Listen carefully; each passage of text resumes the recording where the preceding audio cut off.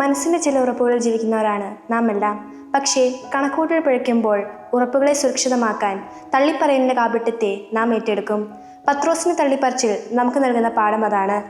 എന്ത് സംഭവിച്ചാലും ഈശോയോടൊപ്പം നിൽക്കാൻ തനിക്ക് കഴിയുമെന്ന ഉറപ്പ് അദ്ദേഹത്തിനുണ്ടായിരുന്നു. ആത്മവിശ്വാസത്തെക്കാൾ അമിതാവേശമായിരുന്നു. പക്ഷേ കണക്കൂട്ടൽ പിഴച്ചപ്പോൾ ആ വലിയ മുക്കുവിനെ കൂട്ടുപിടിക്കാൻ ഒന്നുമില്ല. പലപ്പോഴും നമ്മുടെ ജീവിതത്തെ കൂട്ടുപിടിച്ചിരുന്ന മിശിഹായെ അറിഞ്ഞോ അറിയാതെയോ നാം തള്ളിപ്പറഞ്ഞിട്ടില്ലേ? ഏറ്റുപറയേണ്ടടുത്ത് നിസ്സംഗരായി മാറിയിട്ടില്ലേ? ലൗകികതയുടെ മനുഷ്യരാകുവാൻ അജ്ഞതയുടെ അഭിനയസുഖത്തെ ആസ്വദിച്ച ജീവിതം മിശിഹായെ തള്ളിപ്പറഞ്ഞുകൊണ്ടായിരുന്നില്ലേ?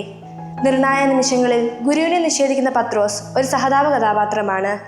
സാധാരണ മനുഷ്യൻ്റെ ബലഹീനതയും ദൗർബല്യവും അതുപോലെ തന്നെ അവൻ്റെ ആദർശങ്ങളും ആഗ്രഹങ്ങളും പത്രോസിൽ ഒരുമിച്ച് ചേരുന്നു. ഒരു തിരിച്ചുവരവ് ആഗ്രഹിക്കുന്നില്ലേ?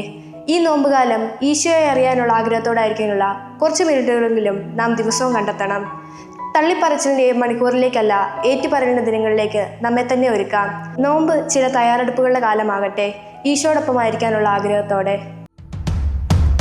ആരാധ്യനേ, പരിശുദ്ധനേ.